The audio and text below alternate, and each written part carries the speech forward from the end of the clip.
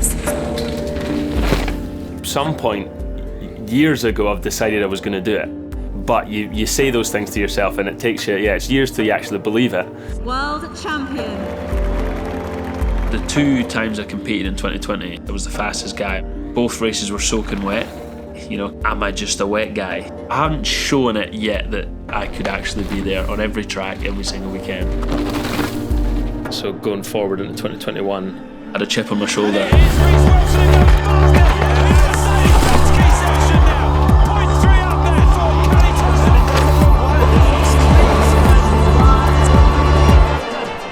be known as the Flying Scotsman.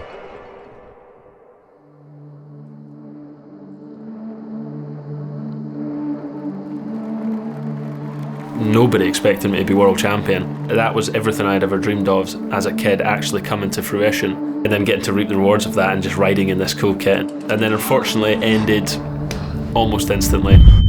Reece Wilson, the world champion, heard he had a big crash actually in the final practice this morning. So when I found myself basically waking up on the floor, it was just, what on earth just happened? And I was fine, it ended up well, but I ended up missing the whole season.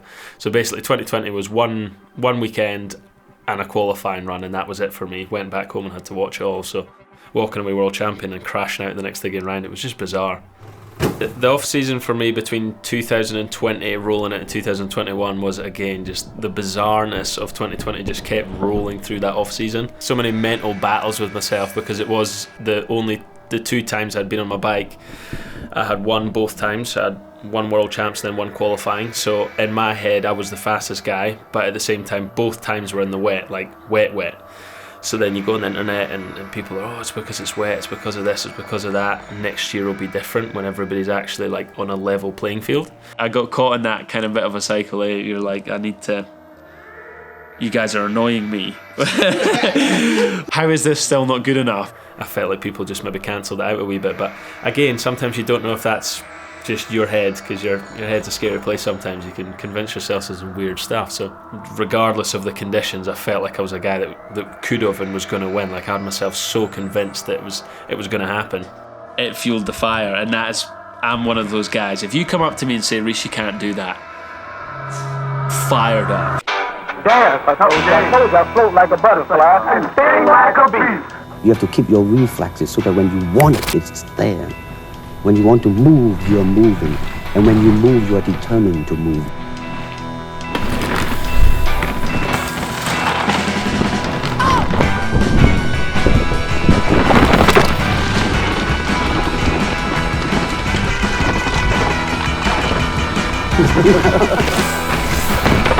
I'm so tired of the condescension.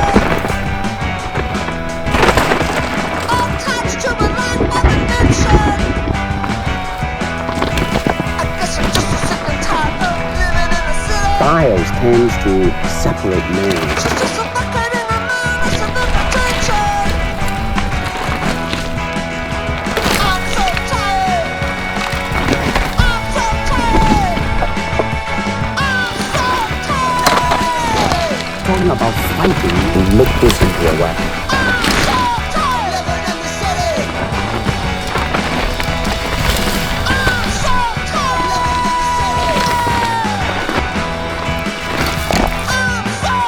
living in the city. Become one. I wouldn't say there's any more pressure, because as soon as I won the world champs title, and then I felt pressure, and now that I've come home I've kind of realised like there's people in the past have sacrificed whole years just to train towards world champs. In a way it's a massive monkey off my back now. I'd love to win a World Cup overall now, so that's almost what my focus is on, but I don't have the worry of trying to do a World Championships. Before we knew it, the first race of 2021 was rolling around. It came up on us pretty quick. Yeah, it being Leogang was so strange. Rolling through the signs into the town of Leogang, and we've been going there for so long, like since 2014 I think, pretty much every single year since, you go to that same track. It just felt so weird, and part of me really didn't want to be there. but I had the world champs kit on. Like, it was cool, but at the same time I had this weird sort of nerves and came in with a mindset of just get through this, like just don't get too carried away. 2020 we rolled up to Leogang and all the top level riders who had complaints and said it was way too dangerous. For the second year running, to hear people have like, yeah, questioning its safety and whether we should be racing it or not was, yeah, pretty bizarre to me, but I took that as like a little confidence thing rolling through the weekend. It's been ridden in once, so it was a little bit firmer, but then it rained pretty much the whole time for practice as well, so it ended up becoming so slick. And yeah, it was a really technical track to ride. It wasn't dangerous.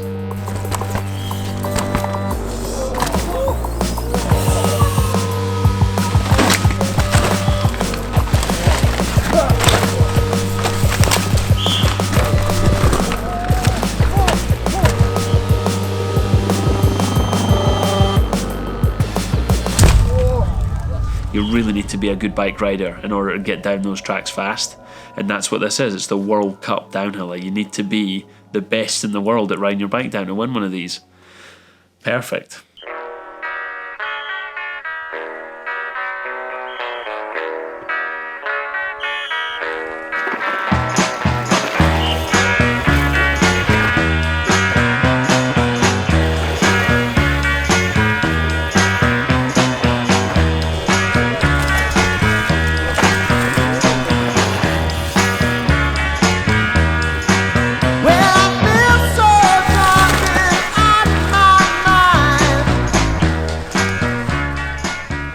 I think everybody felt so bad and everybody was stressed and worried, and then you watch the Vital Raw and you're like, everybody's the same. Really, nobody was making it look great, you know. There was moments where you'd be feeling unreal and then the track would just take you down. I was messing about that whole weekend with flats on as well. I wouldn't say messing about, I had my reasons to do it and I was enjoying it. So I made a conscious effort to stop and push up and just make sure I was 100% sure on the lines that I wanted to take that would suit me and not just what other people were doing.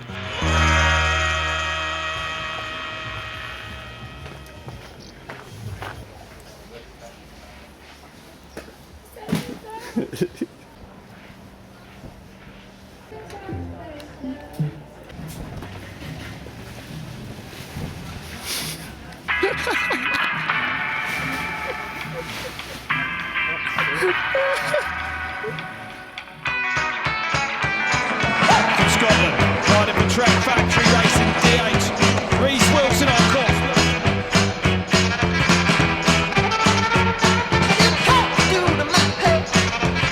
And still very much in touch. So the gap's there about the same as he comes now into this all-important wood. Yeah, the lower half of the woods is definitely my jam. 2020, the race was won and lost there. It's weird when the hardest part's at the bottom of a run. Thought I'd just get down to the woods and then absolutely hammer it for there because I knew that's where I would excel, and it's pretty much exactly what I'd done. Awesome speed in here. This looks fast for Reece Wilson. Oh yes. Attacking, knows he's got to. And precise, beautiful riding then from the world champ. Can he match Greenland through here? Doesn't look to be doing anything wrong, Claudio. Jumps clean over that route. And it is Reece Wilson who goes fastest in the Mercedes-Benz key section now. 0.3 up then. Being the fastest guy in the lower woods was pretty damn cool. And it doesn't look wide, it looks clean. So the first one that we see going through here completely clean and being fast. That was absolutely stunning riding then from this Scotsman.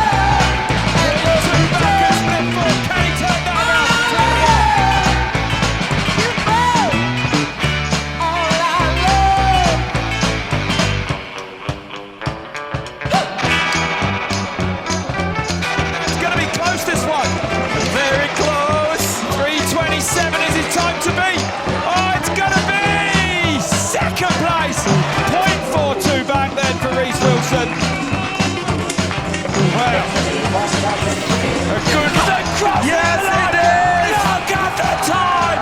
1.2! Brosnan takes his third ever World Cup win! Incredible! No way!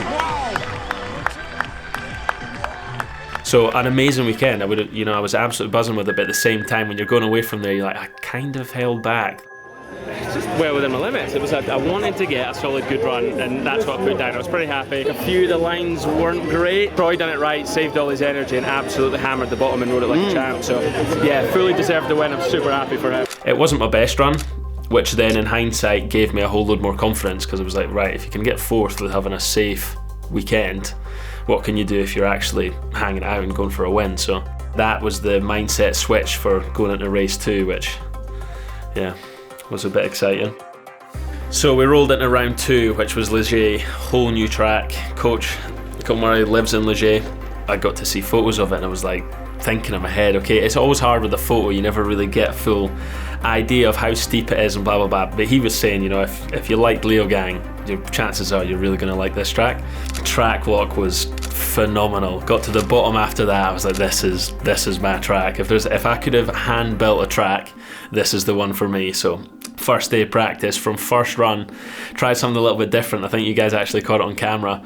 Followed one of the Scottish junior kids down. Sat in the queue before we dropped in, and I saw Brodie, and I was like, hey, what are you up to? And he was like, oh, I'm just dropping him from a last run. I said, perfect, do you mind if I follow you? And he was like, yeah, no problem. He was feeling good because I just asked him to follow him, so he dropped in like a bat out of hell. Me, first run, like, pretty stiff. Oh my days! You! That was the world champion trying to keep up with William Brodie. What a man. So that set the tone for the weekend, basically. That was that. After that one run, I just started going faster and faster and faster.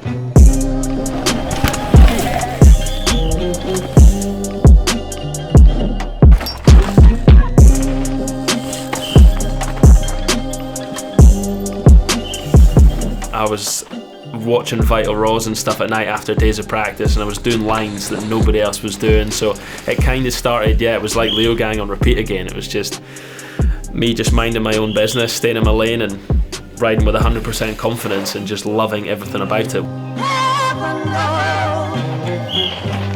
how much I care. Only my head knows what I bear. I said,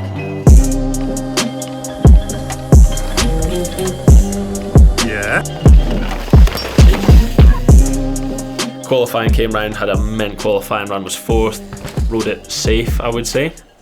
But the track was so good, like conditions were perfect for qualifying. Yeah, the weirdest part for us is you only get 2 runs in the morning normally of a Sunday. So to get fully warmed up and find race speed and race feel in 2 runs is nigh on impossible, which is the hardest part about a Sunday race day.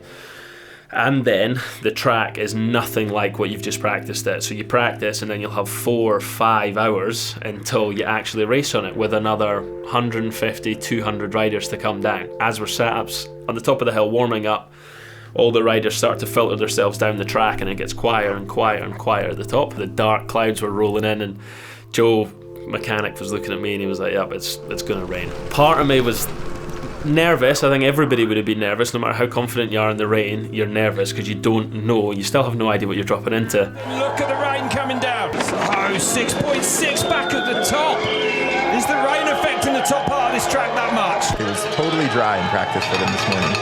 Can anyone do anything about this track that seems to be getting slicker and slicker? Music on at the top, sat on my warm-up, and I just got in this zone that I never really felt before, like a really flow state warm-up zone. And for some reason that day it just clicked. I didn't plan it out, I didn't think about it, something just happened.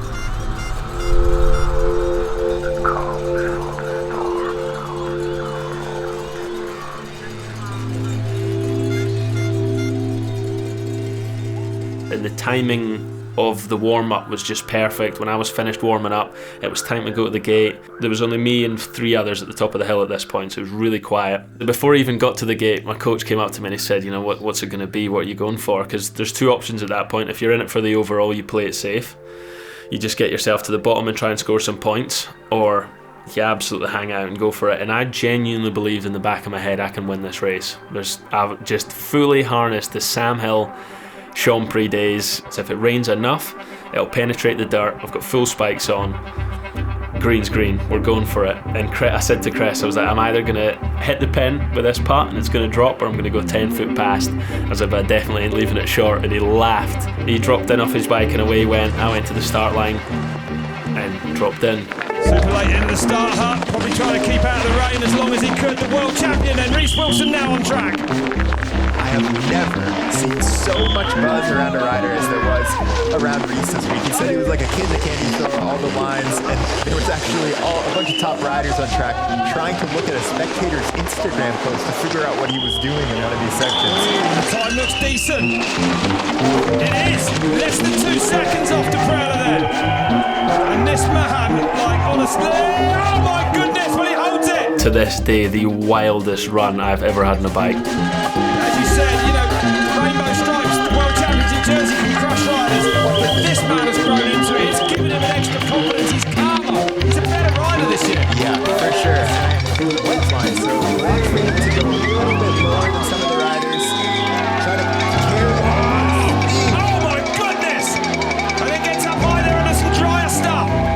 And holds that high line there as well. He's doing that all week, still does in the wet. Brilliant riding from Reece Wilson, inspired riding in from the Scotsman. It was out of control. There was definitely parts of it I was like, this is ridiculous, you're so out of control, but I felt safe. There, coming into this section, knows he needs to keep pushing. Finds himself nearly 4 back now, but this is the best effort we've seen in a long time here today. Looking really relaxed on these little sections here. Gets high. Perfect gear. Fourth in Leogang at the opening round, where we won the World Championships. Oh, way higher look than at that. else. He's a genius. He's going to go low. Oh my goodness. And then try to go inside the ruts. And he does it. And if he wants, he can carry that speed all the way down here. How fast does he want to go? Massive crash! Oh my goodness! Wow! He took a huge chance coming down onto that ramp there. Well, we've got the best medical crews on site. A big crash there for the world champion. And he is up, thank goodness for that. Wow. Well, the world champ, thankfully, rides his own bike across the line. Oh my goodness me. That's what you call commitment. Reece Wilson did not take his foot off the gas this afternoon.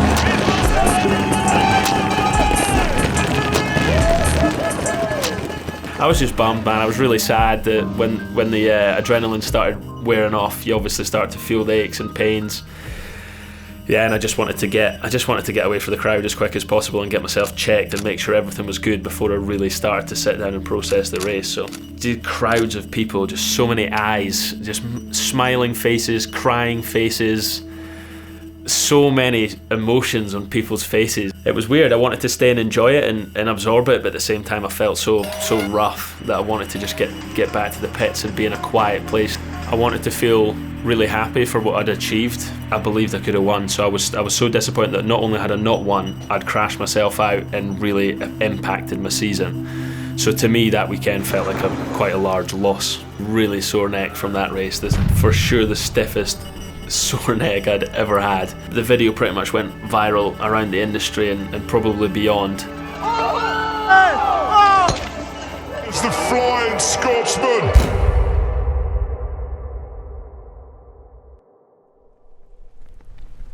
For me, mentally, it was an absolute breakdown moment after that. I came home a week and done very little because I was just so stiff and so sore. I couldn't really train, definitely didn't ride.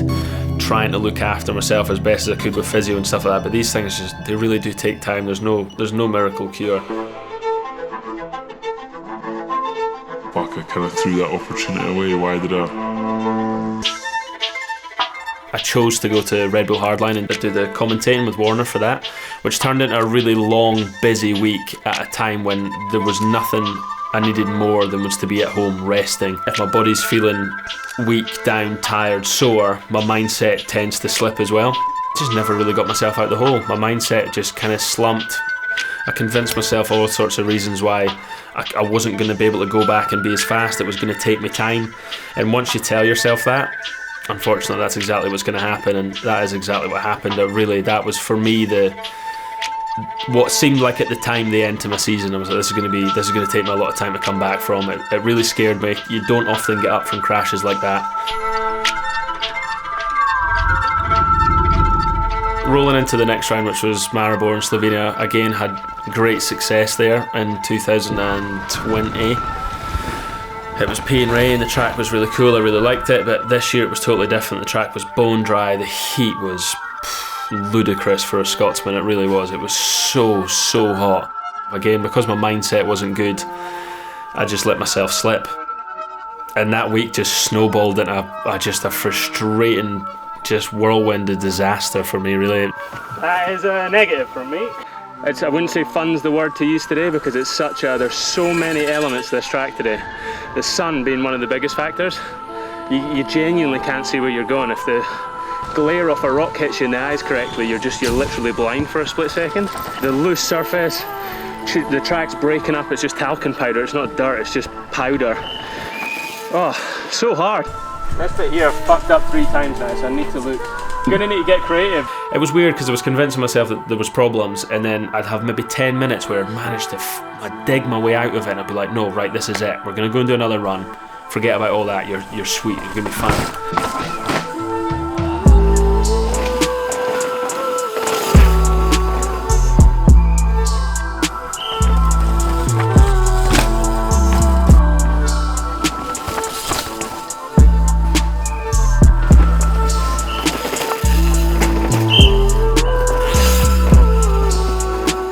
I lost my relaxed state on the bike, I lost that flow state.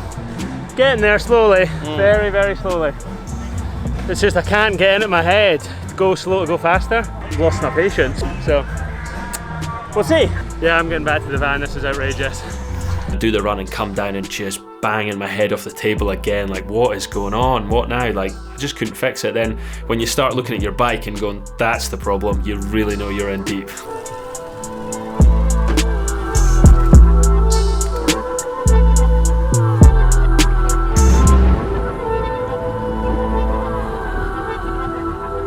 This is it.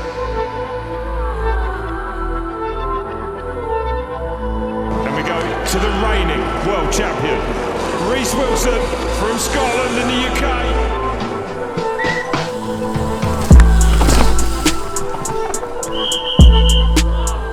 The man actually said he is struggling a little bit here with these conditions. We know how good he can be in the wet.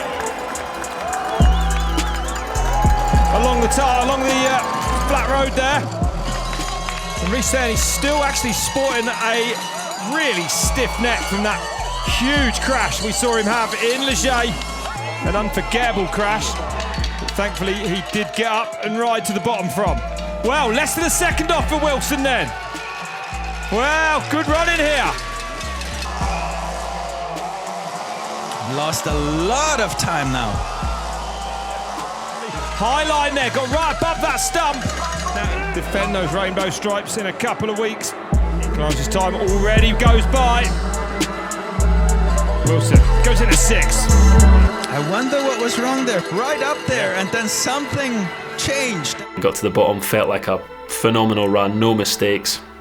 I was like 24th or something. I was like, well, this sucks. I felt the pressure of the World Champs kit that weekend, and I felt like I'd let everybody down. I felt like I'd let myself down. I felt like I'd let Trek down.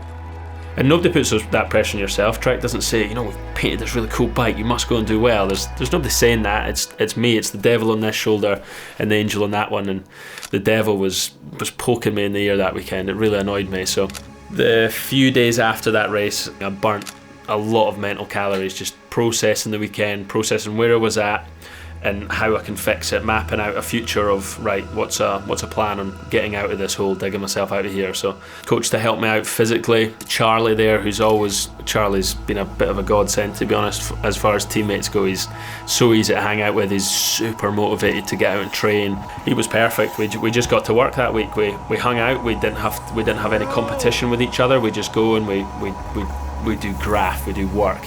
And that's what we done that week. I also managed to buy a set of golf clubs. That's my meditation sticks. Managed to get out up in Leger. The course at Leger was so good, which is exactly what I needed. My neck still wasn't great, and that I annoyingly, in hindsight again, let that get to me mentally. So going into Val d'Isole, Val d'Isole is one of the gnarliest tracks of the year. Oh my God.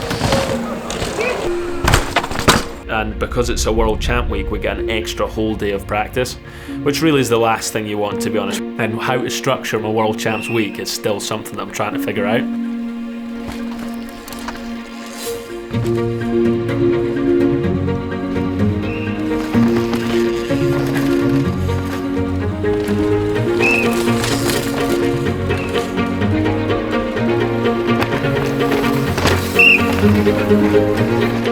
The track was brutal and really hard to get right.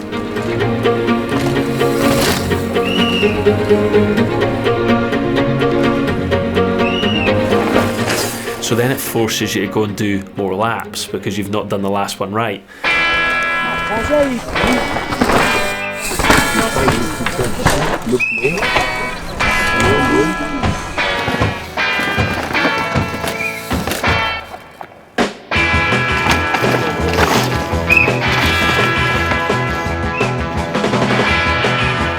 You're absolutely knackered, your arms are smoked, the track's so blown out.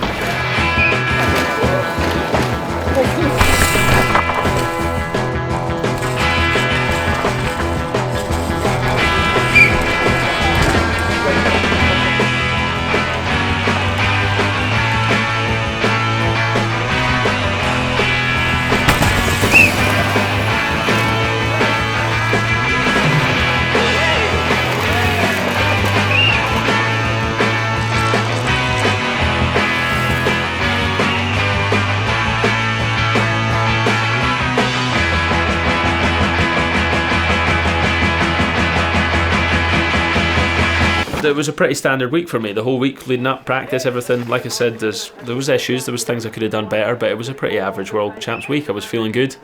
If you want to win World Champs, you have to be 110%. You have to be willing to put basically how I was riding at Leger. You need to be acting like that, and I wasn't until my race run. I found that zen flow again that I had at Leger. I was sat on the trainer, the song was hitting just right. The smile was on my face, and I was like, okay, that's nice. I got this nice little ray of sunshine in my mental state. I searched for so long, looking for the sun. I've come face to face with the bird of the sun. The child is a stranger, the child in my soul, searching for something, feeling this hope. It's scattered. It feels like someone else is in control.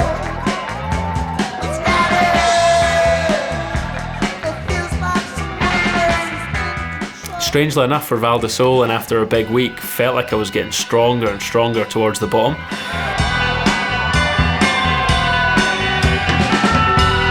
And the bottom of that run on the live feed was, in my, if I do say so myself, was a pretty good bit of bike riding. I was super happy with it.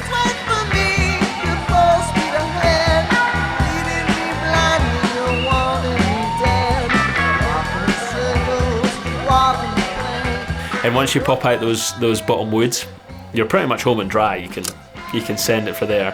Final drop, convince myself that we don't really need to brake for this, we'll be fine. So I just done this weird kind of squashy thing. Went so far down the hill. When I was in the air, I thought, this is stupid. What on earth have I done this for? Slapped the front wheel down, metal to metal bottom out. But was fine. I was rolling in the corner like, sweet, that was totally worth it. We've got a lot of speed. And then my tyre just exploded.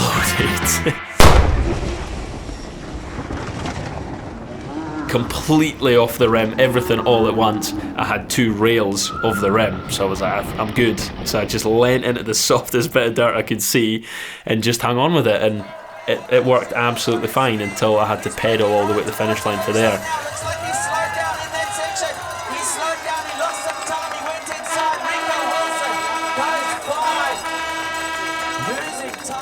jumping to the flat, I'd flat spotted my wheel so bad and then went into the corner so fast that I was demanding so much from the bead of the tyre that as soon as I got to the flat spot on the wheel, it just tore off. Which again was just another one of those massive, fuck, like could that have been another World Champs win? We'll never know, but I didn't. I'd let myself just flurry around in this weird zone and then kind of peaked for a race run. But if I'd already been up here and then peaked, I feel like I could have done it, and I was definitely riding well enough. So I had that confidence back to just go for it, you know, just like really send it. Lenzerheide is a really strange place for me. It's a stunning location. Food's amazing. The track, not so much. It's one of those tracks that every single rider's on the same line. It's very, very difficult to separate yourself and find like a good margin. It's a racetrack. We're World Cup downhill racers, you have to be able to ride everything. It doesn't really suit me, but at the same time, Lenzerheide's always treated me really well. Really enjoyed practice, enjoyed the track. It did develop to a point where I could enjoy it.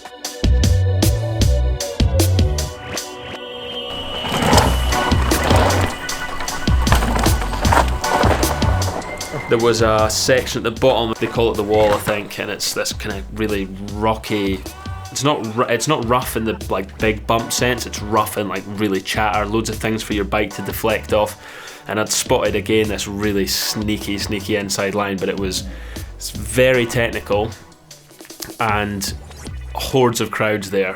Cathro, pink bike. Like, this is a really interesting section. All of these people are stood there who, as soon as you do a line, it pops up in every team chat ever, and if it's faster, everybody's going to start doing it. You reckon, Reece? I reckon we're getting there. We're just trying to smoothen it out, really, and hide lines from you guys. Like I say, on a track like this, when the margins are so tight, if there's a faster line, people are going to start doing it. So I thought, I'm going to be tactical. I'm not going to give this away. I'll roll through the line. It'll look awful. People are going to think, what on earth is Reece doing? And then hopefully in qualifying and race run, I can just do it. Which line is fastest? Ronan Dunn is sending it into that wide line as Reece is taking that inside. There he is, and he's got no chance. So Reece, if you're watching this, try that outside, honestly. Anyway, cut a long story short, I really messed it up. I messed it up in my qualifying run, and I messed it up in my race run. For Wilson. Just has so many unique lines, and kind of every single time I was talking to him, just like that, right? High up there. Of course he found that line. It's like, you need to be like Sam Hill and just bring out your lines in finals, because it feels like people are actually watching him to scout some of the stuff that he does. Yeah, that's right, and the riders do. Riders will hold a line back. Third through there then, 0.3, 2 behind Joe Breeden, but faster than Dakota Norton. And just 400ths up there to split number 3. So Wilson on a good run here. Nothing to play with though. Ooh, was he fast through there? And it's so hard to tell. Some people are smooth, but some people are just carrying more speed as well.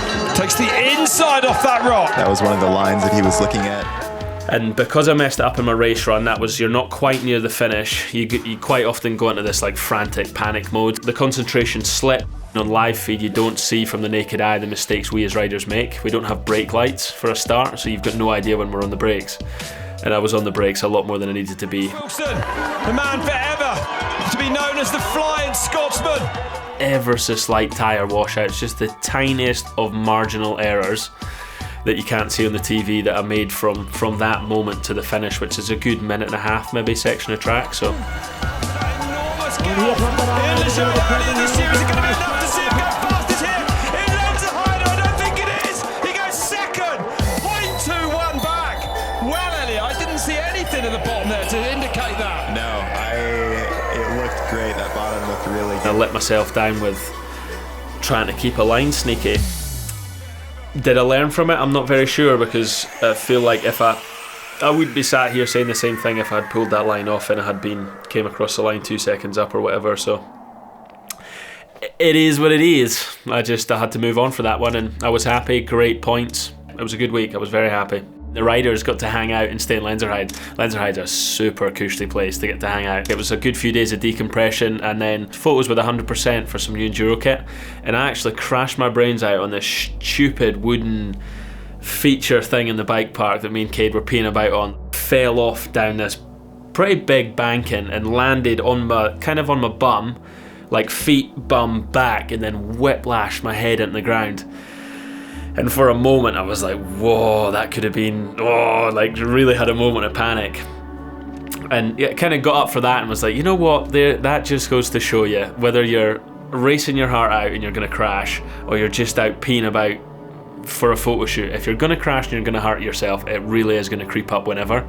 Which was kind of nice. It was like a nice little reminder to myself going forward into the next races that, you know what, it's just, let's finally settle the Leger. That was me finally getting to put to rest the whole Leger mindset issue. And I felt like I was freed. I felt like I'd finally freed myself from the burden that was my mindset.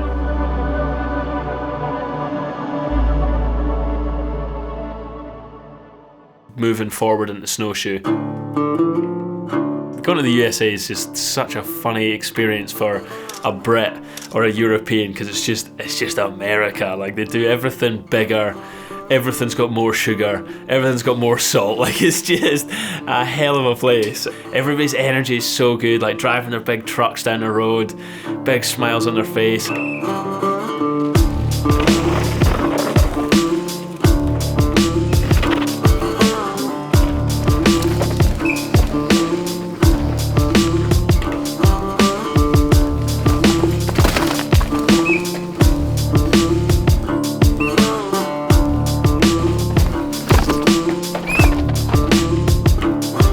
Not a whole lot of room for line choice. In fact, I really don't think there was any line choice. Everybody's just on the same line, and you have to go as fast as you possibly can and make zero mistakes. 2 races in the 1 week though, so it was 6 days of back-to-back riding. And reasonable heat, conditions were good, track conditions were good, we didn't really get any rain. It seemed like just the perfect weekend, and had that same flow mindset on my warm-up. The song that I had on was just suiting me perfectly. My zen was just bubbling away, and got in the gate there and I was like, yeah, I'm having this. So just 8 riders left to go. And now it's the 2020 World Champion, Reece Wilson, 8th in qualifying, but more interestingly, he was 3rd at split number 3 on this track, so some issues right in the last sector.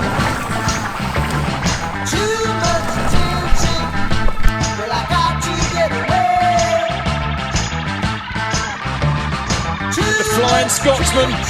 Oh, and he's up by over a second! Wow, look at this from Reece Wilson! Fastest in this section! Takes that high line like Charlie did, maybe working. Oh, together!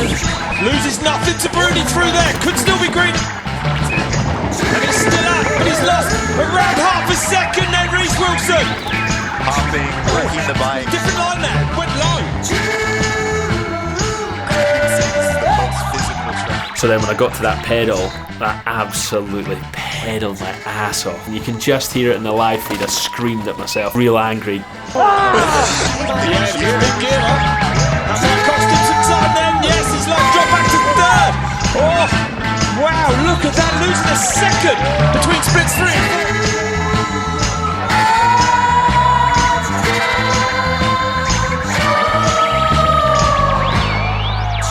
Oh my goodness! How did Reece Wilson pull back a second, pull back that time? Let's go!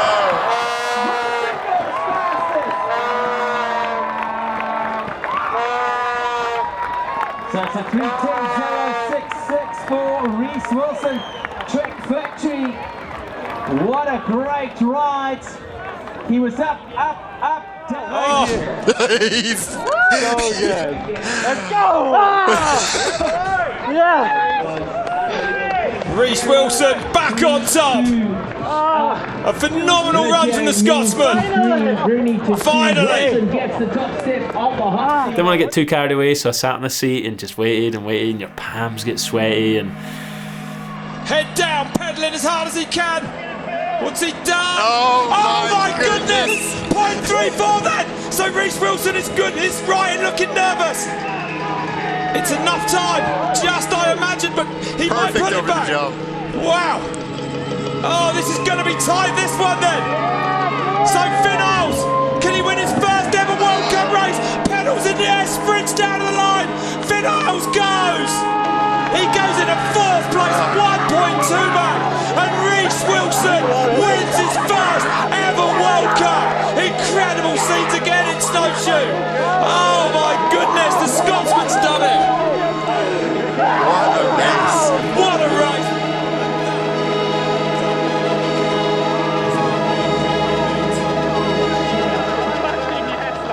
Good on you. Yeah, that's a great result for Jack. Don't ever underestimate a massive crash. It does a lot to your head, and ever since Leger I felt like I kind of had to restart again from there, and it takes a lot to get the confidence to ride over the limit and over the edge, because there's so many guys here who are willing to push it. You have to be 110% confident. It takes time, and for me, I'm a slow boiler. I don't like to take risks, and I've just let myself build slowly and not have too much pressure, and today it's come to fruition, so yeah, stoked. That was that. I'd won my first ever World Cup on what to me felt like a really perfect week. It moseyed along, but again, not a perfect run. Felt perfect most of it. I don't know if the perfect run ever exists in downhill. I don't know. I'd like to know if anybody's ever truly had a perfect run, because I don't think I have, and I'm not sure it's possible. I think you'll always sit and fine-tune things afterwards and go, I could have done a bit better there. Just got lost in the moment. It was amazing again. Everybody's so stoked for you, and it's been a long journey with Trek up until that point, and a lot of ups and downs, a lot of drama, and I felt like I owed myself that. Yeah, it was a nice gift to Trek. I think it was a final. It was a nail in a coffin. It was an end of the struggle era for me to actually finally do a World Cup on a completely even. There was no weather affected anything. The top boys in the world had their best runs, and I had come out on top. I went to bed that night, and the decompression that I had was all time, like the most relaxed I've ever been lying in my bed. Couldn't put the smile to rest, just grinning away. It was a weird I told you so to myself when I was done, so I didn't have to I didn't need a whole lot of time after that to sit and think, oh, what have I just done? I also had a moment where I was lying in bed staring at the ceiling going, is that it? Is that it? Just won a World Cup. Is this it? Like, it was just weird. It was weird. There was a few weird emotions and a weird thought that came along with it, but next chapter, like, you've done it, you've proved to yourself that you can do it, it's fair, it's even, nobody's saying nothing now. And yeah, on we went to race 2, woke up for practice day. Now that was fucking fast. Was that Virgio? No, Reece. Fuck me, that was, sorry Reece. You'll love that.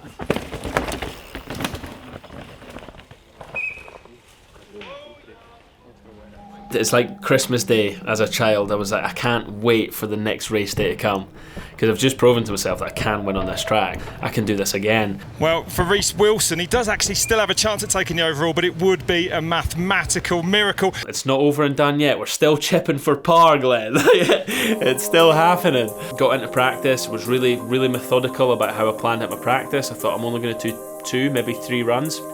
And then the World Cup leader ended up crashing out. Which, honestly, I absolutely hate to see it. And again, you want a title fight to come down with all the title contenders being in the pot, so everybody's got a fair opportunity at it. And coming into a race run, I didn't have anything to lose. In my opinion, you either win or you lose. There's no in between. Second place, third place, it doesn't really matter. The most I can do at the minute is win this race. The points and everybody else will figure themselves out. And that's pretty much exactly what I've done again, just absolutely hammered down.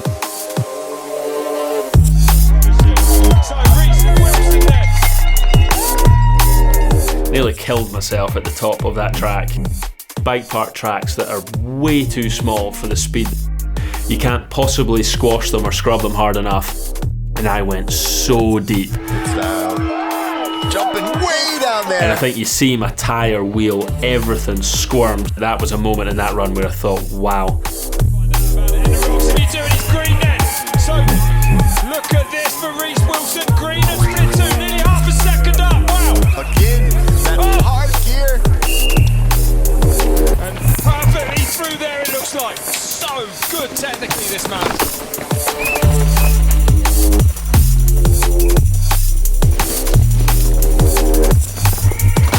1.2 up then.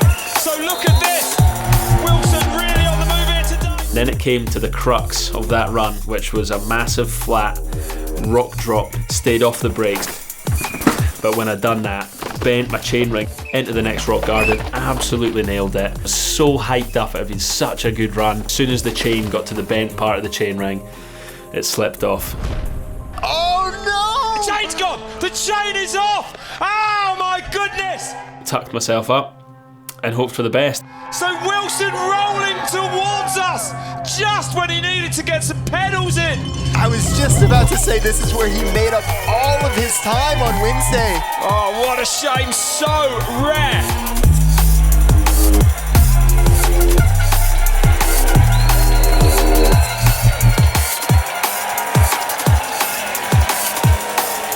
Still goes third, 1.4 off. That would have been the fastest time of the day. Yeah.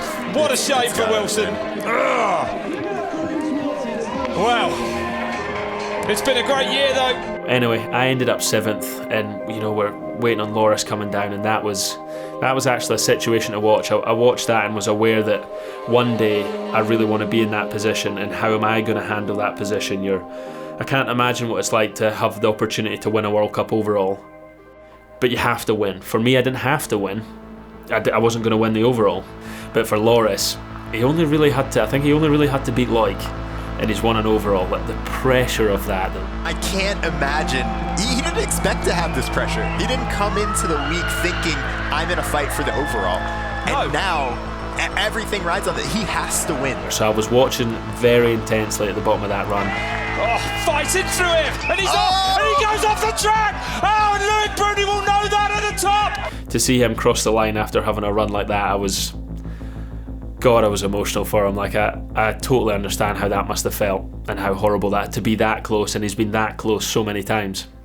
At the end of that race, where everything calmed down, and you know, I was absolutely stoked with the 7th to be that close, and again in my head I was like, that was yours, you could have won that as well. That was bummer. Then Chris came over, my coach, he's working out all the points, and he's like, fuck, you're 5th overall, and that was, to me, fantastic. Perfect end to a season, on the podium for an overall, which if you'd asked me after Maribor, or you'd told me, by the way, you're going to be 5th overall, you know, with my World Cup win, the 7th, I'd have laughed at you and wouldn't believed it. So it was a great year. I was really happy with how I came through. I managed to dig myself out of the deepest hole that I've ever been in, and then come to my first World Cup win, all in the space of a year. So it was crazy. If I was going to design a roller coaster, it wouldn't be like that. And the high parts are way too high, the low parts were way too low, and the transitions in between them were way too steep.